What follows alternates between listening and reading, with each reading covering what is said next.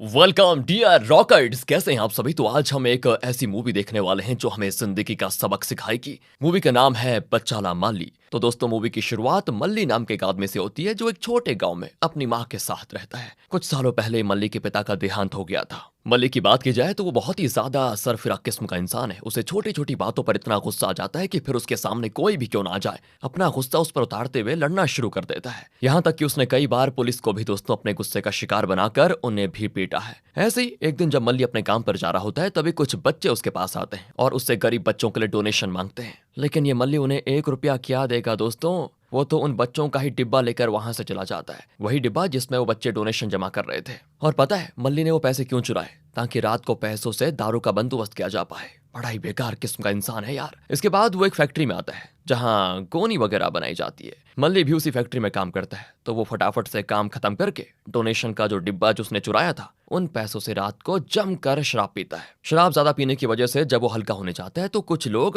उसे खाली समझकर उसके टेबल पर बैठ जाते हैं। मल्ली को काफी ज्यादा गुस्सा आ जाता है कि आखिर इनकी हिम्मत कैसे हुई मेरे टेबल पर बैठने की। तो वो उन सारे लोगों से लड़ना शुरू कर देता है। नशे में तो वो था ही, तो उनकी मार का ज्यादा दर्द मल्ली को महसूस नहीं होता और वो सभी की बढ़िया तरीके से धुलाई करके बाहर से चला जाता है। फिर जब घर जाने के लिए अपनी बाइक स्टार्ट करता है तो उसका पैर फिसल जाता है, जिस वजह से वो सड़क पर ही वहीं पर गिर जाता है, क्योंकि उसके अंदर इतनी हिम्मत नहीं है कि वो दोबारा खड़ा होकर बाइक स्टार्ट कर पाए। अब आप सोच रहे होंगे कि मल्ली बचपन से ऐसा था, पर नहीं दोस्तों, वो नशे वगैरह की चीजों से दूर रहने वाला पूरे गांव का टॉपर था। हर एग्जाम में वो इतने अच्छे मार्क्स लेकर आता कि हर बार उसकी फोटो न्यूज़पेपर में छपती। लेकिन उसकी जिंदगी में ऐसा मोड़ आ गया जिसने सब कुछ बदल के रख दिया। तो वो मोड़ क्या था, ये जानने के लिए हमें करीब 20 साल पहले जाना होगा। तो बात है 1985 की। स्कूल में टॉप करने की वजह से मल्ली की फोटो न्यूज़पेपर में छपती है, जिस वजह से उसके पिता राजेश बड़े खुश हो जाते हैं कि वाह, मेरे बेटे ने टॉप किया। वो मल्ली को एक फोटो स्टूडियो लेकर जाकर वहां उसकी मस्त फोटो खिंचवाते हैं, ताकि अगली बार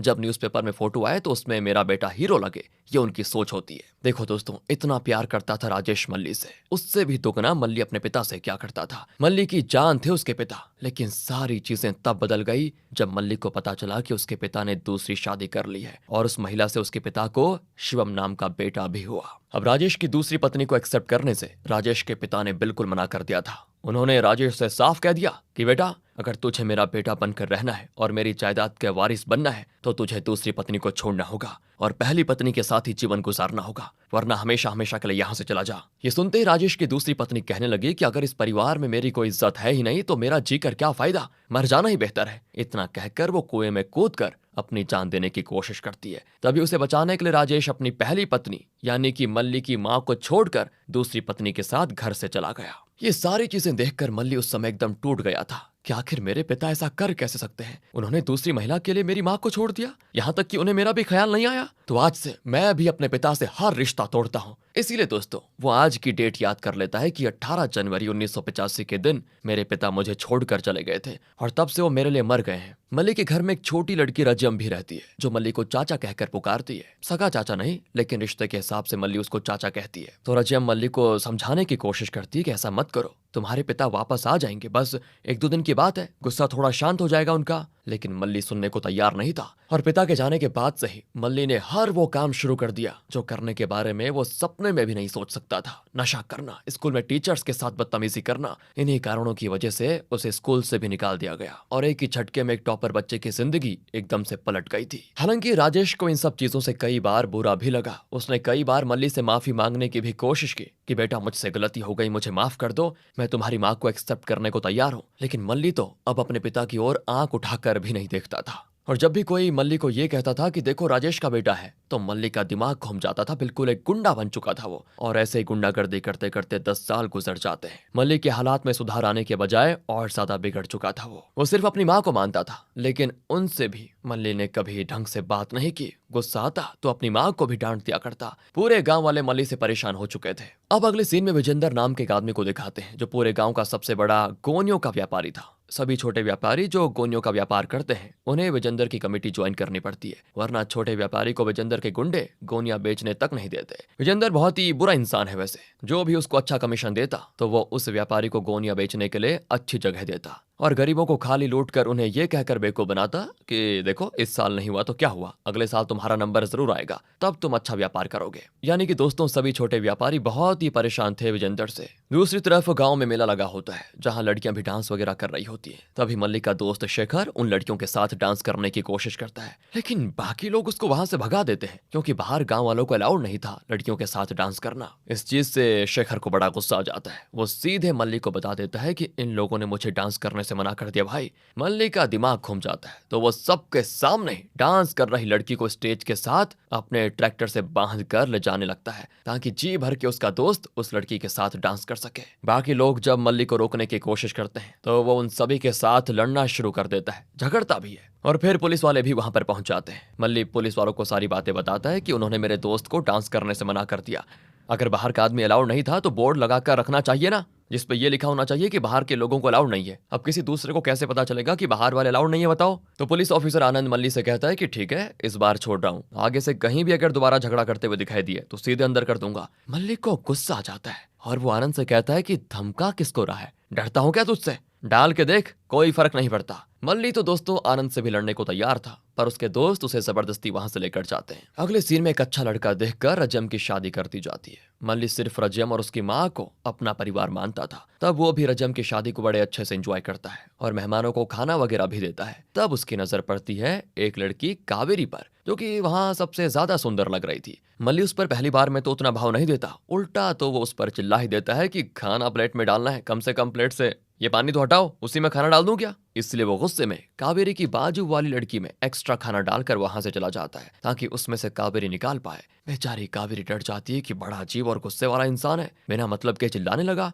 अगले दिन मल्लिक जब कॉलेज के बाहर खड़ा होता है तब दोस्तों से कॉलेज के अंदर कावेरी दिखाई देती है जो बड़ी ही ज्यादा डरी हुई थी। मल्लिक उसके पास जाकर कहता है कि क्या हुआ, कल थोड़ा सा डांट क्या दिया, अभी तक डरी हुई हो क्या। कावेरी कहती है कि डर मुझे उसका नहीं है बल्कि इस बात का है कि अभी मेरा एग्जाम है और पढ़ाई बिल्कुल भी नहीं हुई मुझसे, इसलिए मुझे डर लग रहा है कि कहीं मैं एग्जाम में फेल ना हो जाऊं। ये सुनकर तो दोस्तों मल्लिक कॉलेज में पढ़ रहे एक लड़के को पकड़ता है जो काफी सारी चीट्स लेकर आया था। वो उससे कहता है कि देख इस लड़की को भी थोड़ा चीट दे दे, पागलों जैसा डर रही है ये। कावेरी कहती नहीं नहीं नहीं ये नहीं चाहिए, मुझे फंसना नहीं है, मैं खुद से आंसर लिखूंगी अपने दम पर। इसीलिए मल्लिक चला जाता है वहां से कि मैं मदद क्यों कर रहा था, इसको तो मदद चाहिए ही नहीं, मैं क्यों करूं फिर। अब आगे मल्लिक दोपहर का काम करके अपना टिफिन चेक करता है जिसमें उसकी माँ ने उसके लिए सब्जी बनाकर भेजी थी, पर पता नहीं ये देखकर वो गुस्से में सब्जी वहीं फेंक देता है। और कावेरी दोस्तों पास ही में अपने दोस्तों के साथ मौजूद थी तो वो अपना टिफिन मल्लिक को देकर कहती है तुम मेरा टिफिन खा लो, इसमें चिकन है। और फिर मल्लिक तो बड़े मजे से उसका टिफिन खाने लगता है। साथ ही उससे कहता है कि यार मेरी माँ ना डेली सब्जी बना कर देती है,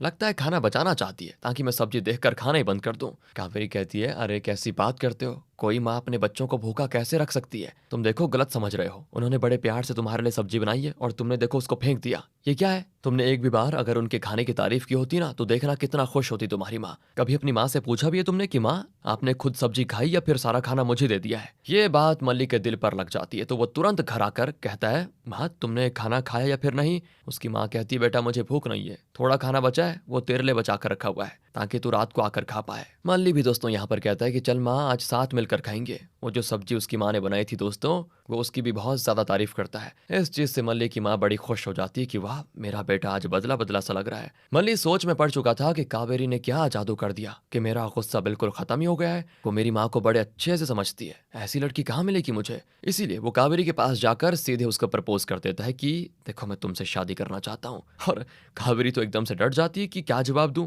क्योंकि मेले में जो हुआ वो कावेरी ने अच्छे से देखा था कि मल्लिक कैसा इंसान है। मल्लिक कहता है कि देखो मैं जानता हूँ तुम मेरे लायक नहीं हो, लेकिन मैं वादा करता हूँ कि तुम हाँ कहोगी तो मैं सारी बुरी चीजें छोड़ दूंगा, नशा वगैरह सब बंद कर दूंगा सिर्फ तुम्हारे लिए। कावेरी मना करने से भी डरती है कि कहीं ना बोलने पर ये सबके सामने मेरी पिटाई ना कर दे, इसीलिए वो बिना जवाब दिए चली जाती है वहां से। अब मल्लिक तो दोस्तों डेली कावेरी जब कॉलेज वगैरह जाती है तो उसके सामने से गुजरता है, उससे बात करने की कोशिश करता है ताकि सिर्फ उसका जवाब जान पाए कि वो हाँ कहती है फिर ना। लेकिन कावेरी उसको कोई जवाब ही नहीं देती क्योंकि एग्जाम्स खत्म होने के बाद वो आगे की पढ़ाई के लिए शहर चली जाएगी, तो उसे बस कुछ दिन मल्लिक को इग्नोर करना है, उसके बाद तो कावेरी चली जाएगी ना कहीं और। अब आगे कावेरी के कॉलेज में फंक्शन होता है जिसमें मल्ली भी पहुंच जाता है। उसको देखकर कावेरी डरते हुए क्लासरूम की ओर जाती है। मल्ली भी उसका पीछा पीछा करता है। उस टाइम दोस्तों मल्ली बड़े नशे में था। कावेरी जैसे ही आगे बढ़ती ना, उसका कपड़ा पीछे से फट जाता। उसको लगता है कि पक्का ये मल्ली ने किया, तो वो तो उसको थप्पड़ मार देती है, जबकि दोस्तों कपड़ा तो कील में लगकर फटा था। इतना गुस्से वाला इंसान कावेरी का थप्पड़ खाने के बाद भी दोस्तों से कुछ कहता नहीं,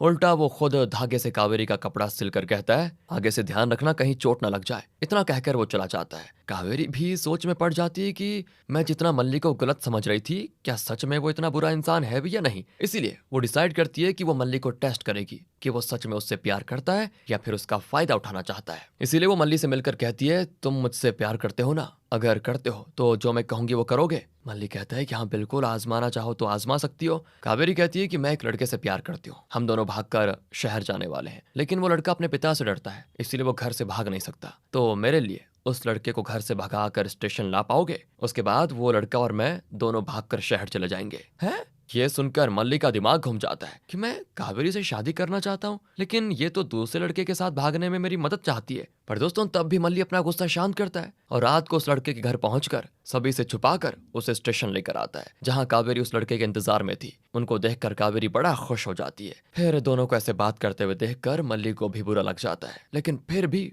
वो उस लड़के को ट्रेन में बिठाकर कहता है, कावेरी को कभी रोने दिया ना तो जान से मार दूंगा, हमेशा खुश रखना उसको, बता रहा हूँ। और हाँ, कभी पैसे की जरूरत पड़े तो बोल देना, मैं भिजवा दूंगा। ओहो, कितना स्वीट बन रहा है ये। इतना कहने के बाद ट्रेन स्टेशन से निकल जाती है। मल्ली को लग रहा था कि कावेरी ट्रेन में सवार होकर चली गई, लेकिन जैसे ही वो पीछे मुड़ता है ना, कावेरी वहीं पर खड़ी होती है, जो मल्ली को देखकर मुस्कुरा रही होती है। मल्ली भी समझ जाता है कि ये टेस्ट था उसके प्यार को परखने का, जिसमें मल्ली पास हो गया है, और जो लड़का गया था वो कावेरी का बस एक दोस्त था, और उन दोनों ने मिलकर ये प्लान बनाया था। मल्ली की खुशी का कोई ठिकाना नहीं होता, क्योंकि कावेरी ने मल्ली से शादी करने के लिए हामी भर दी है, लेकिन अभी भी एक रुकावट थी, और वो है कावेरी के पिता, जिन्हें मल्ली को मनाना होगा। अगर वो मान गए तो दोनों की शादी पक्की है, पर इस बात से मल्ली बिल्कुल अनजान है कि इस लड़की के पिता यानी कावेरी के पिता कौन है। दोस्तों आप भी जान जाओगे ना तो हैरान हो जाओगे। अब आगे दोस्तों मल्ली ज्योति नाम की एक प्रोस्टिट्यूट से मिलने जाता है, जिसके साथ हमेशा वो समय बिताया करता था। वो उसको यहाँ पर ये बताने आया था कि देखो, अब से मैं तुम्हारे पास नहीं आऊंगा, क्योंकि मुझे एक प्यारी सी लड़की मिल गई है, तो मैं उसको धोखा नहीं दे सकता। हम दोनों जल्दी शादी भी करने वाले हैं। ये सुनकर ज्योति भी काफी ज्यादा खुश होती है कि वाह, बहुत बढ़िया बात है, मुझे भी शादी में जरूर बुलाना तुम। लेकिन तभी वहां पर कुछ पुलिस वाले आ जाते हैं और ज्योति से बदतमीजी करने की कोशिश करते हैं, और फिर ये देखकर तो मल्ली उन पुलिस वालों को ही मारना शुरू कर देता है। तब आनंद वहां पर आकर मल्ली से कहता है कि इस बार मैं कुछ नहीं सुनूंगा, पिछली बार वार्निंग दी थी ना कि अगली बार झगड़ा किया तो अंदर डाल दूंगा, इसलिए अब चल जेल में। इसके बाद पुलिस वाला आनंद मल्ली को जेल में डालकर उसके खिलाफ एफआईआर दर्ज करवा देता है। इसके बारे में जैसे राजेश को पता चलता है तो वो आनंद से, ये दोस्तों राजेश पता है ना कौन, मल्ली के पापा, तो वो आनंद से कहता है कि प्लीज मेरे बेटे को माफ कर दो, आगे से वो बिल्कुल ऐसा नहीं करेगा। आपने एफआईआर दर्ज कर ली तो उसकी जिंदगी बर्बाद हो जाएगी। अब राजेश को ऐसे पैर पकड़ते हुए देखकर आनंद मल्ली को माफ कर देता है और कहता है कि तेरे पिता ने रिक्वेस्ट की इसलिए छोड़ रहा हूं, दोबारा किसी पुलिस वाले पर हाथ उठाया ना तो फिर देख लियो। ये सुनकर मल्ली भड़क जाता है कि कौन, किसका पिता? कोई भी उठकर आ जाएगा, तुम्हारे पैर पड़ेगा तो क्या मुझे आजाद कर दोगे तुम? मेरा पिता 18 जनवरी 1985 को मर गया था, वापस डालो मुझे जेल में, मुझे कोई जमानत नहीं चाहिए। ये सुनकर राजेश को काफी बुरा लग जाता है। वो रोते हुए पुलिस स्टेशन में जाने लगता है। राजेश का दोस्त उससे कहता है कि देखो, सब ठीक हो जाएगा, टेंशन मत लो। मल्ली थोड़ा दिमाग का घुमा हुआ है, कई बार तुमने उससे माफी मांगी है, अब तो उसे तुम्हें माफ कर देना चाहिए। लेकिन राजेश के दिल में ये बात बैठ जाती है और उसको ऐसा सदमा लगता है कि वो बर्दाश्त नहीं कर पाता, और हार्ट अटैक से राजेश की जान चली जाती है। उसके मृत शरीर को राजेश के घर लाया जाता है, जहां मल्ली की मां का रो रो कर बहुत ही बुरा हाल हो गया था। आनंद भी मल्ली को छोड़ देता है और उसके खिलाफ एफआईआर भी दर्ज नहीं करता, ताकि कम से कम वो आखिरी बार अपने पिता को देखकर उसकी चिता को अग्नि दे पाए। लेकिन मल्ली जैसे घर पहुंचता है तो सामने राजेश की लाश रखी होती है, जहां सभी रो रहे थे, पर सबके सामने मल्ली आराम से कुर्सी पर लेट कर सो जाता है, मानो कि कुछ हुआ ही ना हो। वो राजेश के मरने के बाद भी उसकी शक्ल नहीं देखना चाहता था। लोग उससे कहते भी है कि कम से कम पिता को अग्नि तो दे दो। मल्ली कहता है कि क्यों बकवास कर रहे हो, राह चलते लोगों का ठेका लेके रखा हुआ है क्या मैंने कि किसी को भी अग्नि दे दूं, किसी भी गैर इंसान को? नहीं देता मैं अग्नि, जाओ। सारे लोगों को बड़ा बुरा भी लगता है कि आखिर कोई बेटा अपने बाप से इतनी नफरत कैसे कर सकता है। अब हमें फिर से 2005 का सीन दिखाया जाता है, जहां मल्ली नशे में बाइक से गिर गया था और उठना भी उसके लिए बहुत मुश्किल था। तब उसकी ऐसी हालात का फायदा उठाकर वहां शिवम आ जाता है। वही शिवम जो राजेश की दूसरी पत्नी का बेटा है। वो मल्ली से बहुत ज्यादा नफरत करता था, तो वो मल्ली के पेट में चाकू से कई बार हमला भी करता है और जब उसे लगता है कि मल्ली मर गया तो वो वहां से भाग जाता है। शिवम दोस्तों विजेंदर के लिए काम करता था। विजेंदर वही इंसान है जो गोनी का व्यापारी है। वो भी मल्ली से नफरत करता था। क्यों करता था वो हमें थोड़ी देर में बताया जाएगा। उसी ने दोस्तों शिवम को उकसाया और उससे वादा किया कि तू मल्ली को मार दे, मैं तुझे जेल नहीं जाने दूंगा। शिवम असल में दोस्तों मल्ली से इतनी नफरत इसीलिए करता था क्योंकि मल्ली ने कभी उसको अपना छोटा भाई माना ही नहीं। और ऊपर से जब राजेश के अंतिम संस्कार हो रहा था तब उसकी दूसरी पत्नी शिवम के साथ आखिरी बार राजेश का चेहरा देखने के लिए आई तो तब मल्ली ने शिवम की मां को सबके सामने बहुत बेइज्जत किया था और चेहरा तक देखने नहीं दिया, ये कहते हुए कि तुम जैसी औरत मेरे घर के अंदर आ ही नहीं सकती। राजेश का चेहरा देखना है तो उसकी लाश सड़क पर फेंक देता हूँ, जी भर के देख लेना। वो बेचारी ऐसा होने देना नहीं चाहती थी तो आखिरी बार भी राजेश का चेहरा देखे बगैर रोते रोते शिवम के साथ चली गई। इन्हीं चीजों का बदला शिवम अपने मन में लिए हुए था और जब गुस्सा फूटा तो उसने मल्ली पर हमला कर दिया। लेकिन किस्मत से आनंद बाकी पुलिस वालों के साथ टाइम पर पहुंच जाता है। जब मल्ली की कुछ सांसें चल रही थी तब पुलिस वाले तुरंत मल्ली को हॉस्पिटल में एडमिट करवा देते हैं और ऑपरेशन के बाद मल्ली खतरे से बाहर भी हो जाता है, जिस चीज से रजम उसका पति और मल्ली की मां बड़े खुश होते हैं कि चलो बच गया हमारा बेटा। लेकिन कावेरी यहाँ पर नहीं थी। उस बेचारी के साथ तो पहले बहुत बुरा हो चुका था, जो हम अब देखने वाले हैं कि उसके साथ क्या हुआ। दोस्तों अब हमें 1985 का सीन दिखाया जाता है जब मल्ली और कावेरी का रिलेशनशिप शुरू हुआ था और यहाँ पर हमें पता चलता है कि कावेरी असल में पुलिस ऑफिसर आनंद की ही बेटी है, वो भी इकलौती बेटी जिससे वो सबसे ज्यादा प्यार करता है। जब आनंद को पता चलेगा कि उसकी बेटी मल्ली जैसे गुंडे से प्यार करती है तो वो शायद ही इस रिश्ते के लिए तैयार होगा। तो वहीं मल्ली के पास अभी तो उतने पैसे नहीं होते कि वो कावेरी को एक अच्छा जीवन दे पाए। मल्ली का सपना था कि कावेरी जहां भी जाए तो लोग उसको कहें कि देखो व्यापारी मल्ली की पत्नी क्या शान से चल रही है, ऐसा उसका सपना था। इसीलिए वो अलग अलग लोगों से उधार लेकर गोनी का व्यापार शुरू करता है और उन सारे गरीब लोगों को अपने साथ शामिल कर लेता है जिनको विजेंदर सिर्फ लूटने का काम करता था। इसी वजह से विजेंदर मल्ली से नफरत करने लगा। मल्ली की दुकान का जिस दिन उद्घाटन था उसी दिन विजेंदर के गुंडे दुकान में घुसकर मल्ली को जान से मारने की कोशिश भी करते हैं, लेकिन मल्ली सभी को चुन चुनकर बढ़िया तरीके से उनकी धुलाई कर देता है ताकि वो दोबारा दुकान की ओर आंख उठाकर न देख पाए। इसके बाद मल्ली की गोनियों की दुकान शुरू हो जाती है जहां से गोनियां बनेंगी भी और अलग अलग जगह सप्लाई भी होंगी। दुकान का नाम भी वो कावेरी के ऊपर ही रखता है। कावेरी बहुत ज्यादा खुश थी क्योंकि मल्ली बिल्कुल बदल चुका था। सारे नशे सारे गलत काम उसने छोड़ दिए थे कावेरी के खातिर। लेकिन मल्ली की तरक्की विजेंदर से देखी नहीं जाती तो वो एक शाम मल्ली की जब दुकान बंद होती है और उसमें कोई नहीं होता तो वो उसके अंदर आग लगा देता है जिससे लाखों की गोनियां जलकर खाक हो जाती हैं। मल्ली को सदमा लग जाता है कि ये क्या हो गया। उसको पता था कि ये काम पक्का विजेंदर का ही होगा, लेकिन वही वाली बात है उसके पास कोई सबूत नहीं था क्योंकि किसी ने उसको आग लगाते हुए देखा नहीं। फिर मल्ली उसको धमकाता है कि ये मत समझना कि आग लगाने से डर जाऊंगा, तेरा धंधा बर्बाद नहीं किया ना तो मेरा नाम मल्ली नहीं, सब कुछ फिर से पहले जैसा करके दिखाऊंगा, वो भी कुछ ही हफ्तों के अंदर। अब रात को आनंद कावेरी से कहता है कि बेटा मैंने एक अच्छा लड़का ढूंढा है तेरे लिए, तो जब बोलेगी तो उसी टाइम मैं लड़के वालों को घर बुला लूंगा। कावेरी घबरा जाती है और तब वो डरते हुए सही में दोस्तों अपने पिता से कह देती है कि मैं किसी को पसंद करती हूँ, उसका नाम है मल्ली। और ये सुनकर तो आनंद के पैरों तले जमीन खिसक जाती है कि ये नहीं हो सकता, मेरी बेटी ऐसे गुंडे को पसंद करती है, नहीं। लेकिन दोस्तों उस समय वो चाहता तो नहीं था, लेकिन फिर भी वो कावेरी के लिए कहता है ठीक है कल मल्ली से कहना कि वो अपने परिवार के साथ घर आ जाए। इसलिए मल्ली अगले ही दिन कावेरी के घर आ जाता है जहां आनंद को देखकर वो भी हैरान हो गया था कि ये तो वही पुलिस वाला है। फिर रजम आनंद को मल्ली की तारीफ करके बता रही होती है कि ये बहुत ही अच्छा लड़का है, पहले हाँ थोड़ा गलत काम करता था लेकिन अब सुधर चुका है। आनंद कहता है कि देखिए वैसे भी आप लोगों से ज्यादा मैं इसको जानता हूँ, देखो मैं इसे शादी के लिए रेडी हूँ, लेकिन मेरी एक शर्त है, शादी के कार्ड पर मल्ली को लिखना पड़ेगा कि वो राजेश का बेटा है, ताकि मैं भी अपने रिश्तेदारों को बता पाऊं कि किसके परिवार में मैं अपनी बेटी की शादी कर रहा हूँ। ये सुनकर मल्ली का खुद पर से कंट्रोल खत्म हो जाता है। वो आनंद पर चिल्लाते हुए कहता है कि मुझे पता था तुम मुझे यहाँ पर बेइज्जत करने जरूर बुलाओगे, मेरा कोई बाप नहीं है तो किसी का नाम नहीं लिखूंगा मैं, और तूने कावेरी को पाल कर शादी के लायक बना दिया, तेरा काम खत्म, अब वो मेरी है। वो दोस्तों उसी टाइम कावेरी से कहता है कि चलो मेरे साथ, हम अभी मंदिर में शादी करेंगे। लेकिन कावेरी भी तो लड़की है अपने पिता की, अपने पिता का दिल थोड़ी दुखाएगी। वो मल्ली से मना कर देती है। मल्ली गुस्से में चला जाता है वहां से और दोस्तों वो फिर से सारे गलत काम करना शुरू कर देता है जो कावेरी की वजह से वो नहीं करता था, और यही गलत कामों की वजह से मल्ली का गोनियों का व्यापार भी हो जाता है खत्म। मल्ली कहता है कि सब कुछ तो दिया था मैंने कावेरी को, फिर उसने मुझे क्यों छोड़ा, नहीं चाहिए ऐसे इंसान जो मेरा साथ छोड़ दे। अब मल्ली के जाने की वजह से कावेरी भी परेशान हो जाती है। आनंद उससे कहता है कि मैं अच्छा लड़का ढूंढ दूंगा तेरे लिए, मुझे पता है कि मल्ली कैसा इंसान है, वो तुझे खुश नहीं रख सकता। और फिर वो कावेरी की बिना मर्जी के उसकी शादी फिक्स करवा देता है। इसीलिए कावेरी मल्ली के पास आती है अपनी शादी का कार्ड लेकर। वो उससे कहती है कल मेरी शादी है, फेरे लेने लेने तक मैं तुम्हारा इंतजार करूंगी। अपना गुस्सा शांत करके एक बार प्यार से मेरे पिता से बात कर लेना, वो मान जाएंगे हमारी शादी के लिए। लेकिन अगर तुम कल नहीं आए तो उसके बाद कभी नहीं देख पाओगे मुझे, ये वादा है मेरा। इतना कहकर वो रोते रोते चली जाती है। अब शादी का टाइम आ जाता है। मल्ली एकदम ज्यादा शराब पीकर शादी में आता है,